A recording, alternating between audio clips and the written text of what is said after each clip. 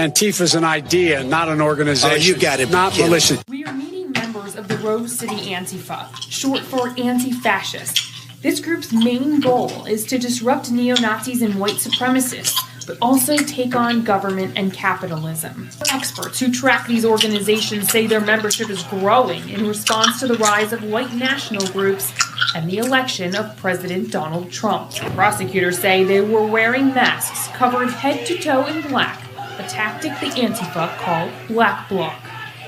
People dress in Black Bloc for a few things. One, Scott Crow has been leading anarchist and militant leftist groups for decades. so people put on the masks so that we can all become anonymous. And then therefore we are able to move more freely and do what we need to do, whether it is illegal or not. Antifa's an idea, not an organization. Oh, you got it. Not militia. If progressive fascists didn't have lies to tell, they would have nothing to say at all. A so-called sniper. Pro tip, guys, just because somebody shoots another person with a rifle does not make them a sniper, does not even make them a marksman. In fact, this particular guy seems to have had pretty crappy marksmanship skills, unless you believe that some MAGA broke into an immigration lawyer's office, climbed onto the roof of that office, started firing at an ICE detention facility for the purpose of hitting illegal immigrants. I mean, you could just blindfold yourself anywhere in Los Angeles and start firing rounds, and you'll mostly hit illegal third world migrants. But no, this guy decided to focus his fire at an ICE facility. Makes perfect sense, about as much sense as Antifa being just an idea, not an organization. Antifa is anti-American, self-declared anti-American, anti-capitalist. And they use violence to achieve political goals. I mean, they've been a terrorist organization since their founding. They wear a uniform like an enemy combatant. They have resources, organization, supplies, and infrastructure, but they're just an idea. Of course, more generally, we are seeing Antifa violence. They've been besieging ICE buildings in the Northwest, which is kind of their territory, their stronghold, right? The insane Northwest places a greater value on the lawlessness of Antifa than it does on its own law-abiding citizens. The mind virus is strong in Seattle and Portland. Antifa is now finding itself being subject to arrest.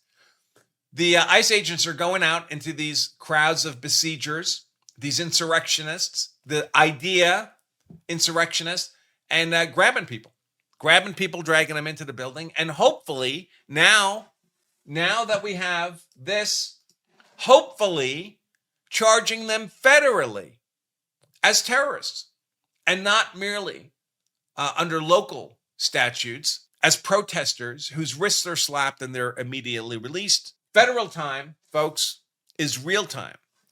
There's no parole, the federal system. There's a very, very small increment of time off for good behavior, but it's really tiny. It's nothing like some of these states where you serve a third of your sentence and then you're eligible for release. Federal time is real time. Here we go.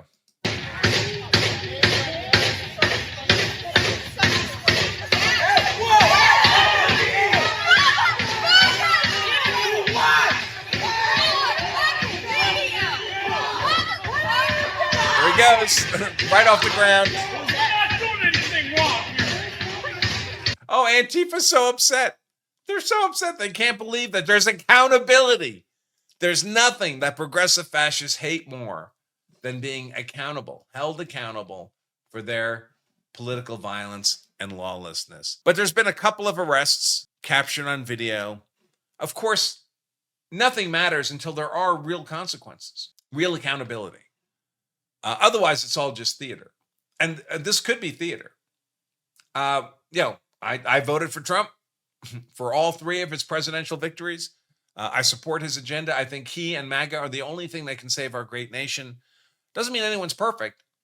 And I would like to see a lot more action, accountability, action by our federal government against these progressive fascist demons than the theater we're seeing here. Why are they allowed to besiege our officers in their buildings?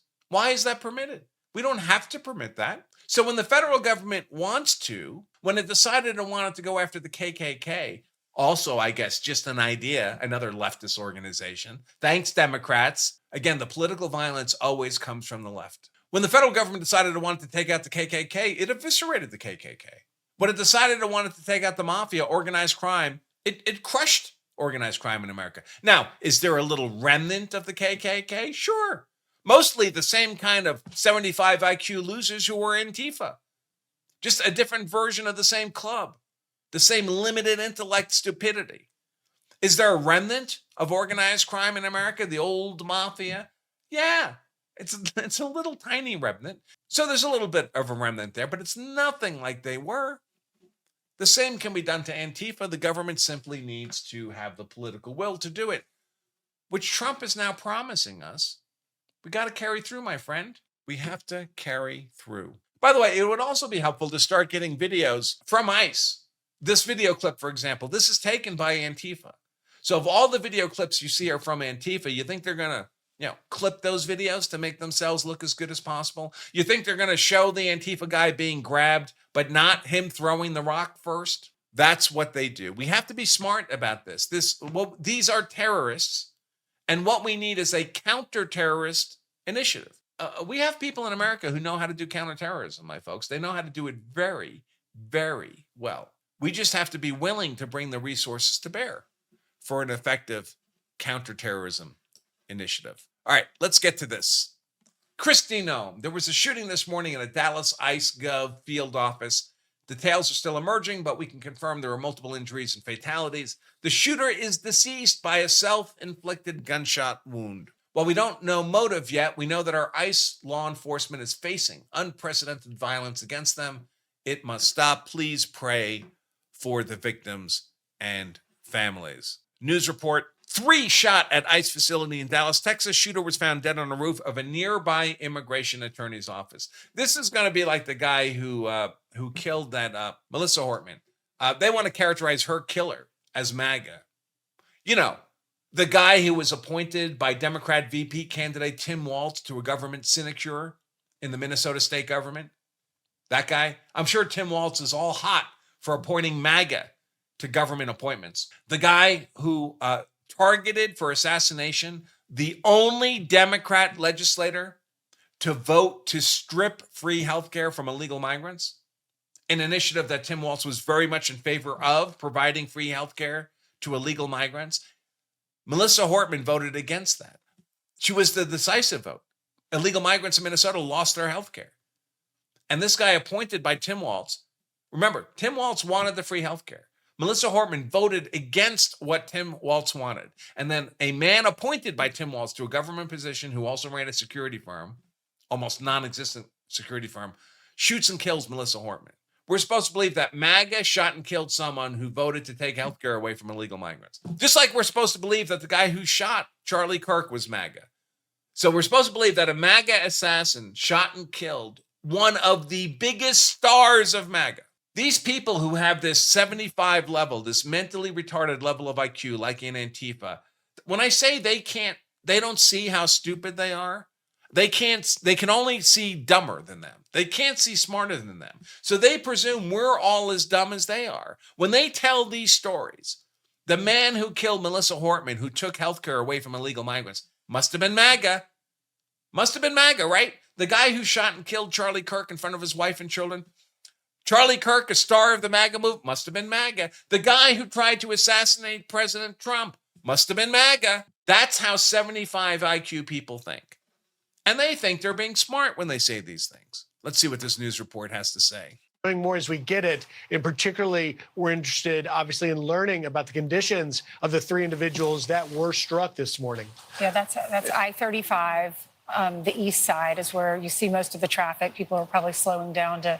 A Fox News alert: reports say 3 people have been critically injured at a Dallas ICE facility after shots rang out this morning. Police responded to calls around 7 a.m. local time. Agents reportedly approached the suspect, who then apparently shot himself. Let's go to Griff Jenkins in studio with some of the information that he's learning. Do we have Griff? Yeah, good morning, guys. Lawrence, Ainsley, and Brian. This is what ICE fears most, and that is an attack on them. Fox can confirm through ICE sources that there was this attack this morning at the Dallas facility. Shots were fired into the sally port of this facility along the freeway there in Dallas. And everybody know what a sally port is? It's a term from castle design, but we use it in secured law enforcement facilities. It's an entrance, usually big enough to fit a car or two, into a secured law enforcement facility where, say you have a suspect in your patrol car, you drive through one garage door, that door closes, and there's another garage door before you're fully in the facility. And in that secured space, you can re-frisk the suspect and do whatever you need to do to ensure security. But there's not just a single door that if it's open, people can rush into the facility. That's a sally port. Is down, a self-inflicted wound, and that 3 individuals have been hit. Their condition unknown. We're continuing to try and learn more about this as you look live here and can see the tremendous law enforcement response. But ICE telling me in no clearer way that they call this, quote, a clear attack on ICE. Now, this comes as we have seen a more than 1,000% increase of assaults on ICE officers. And now this morning, tragically, we're learning that this shooter apparently fired indiscriminately into the sally port. Unclear whether ICE officers or detainees or who may have been injured, but at least 3 individuals have been shot. The shooter is down through a self-inflicted wound. We'll bring you more as we get it, guys.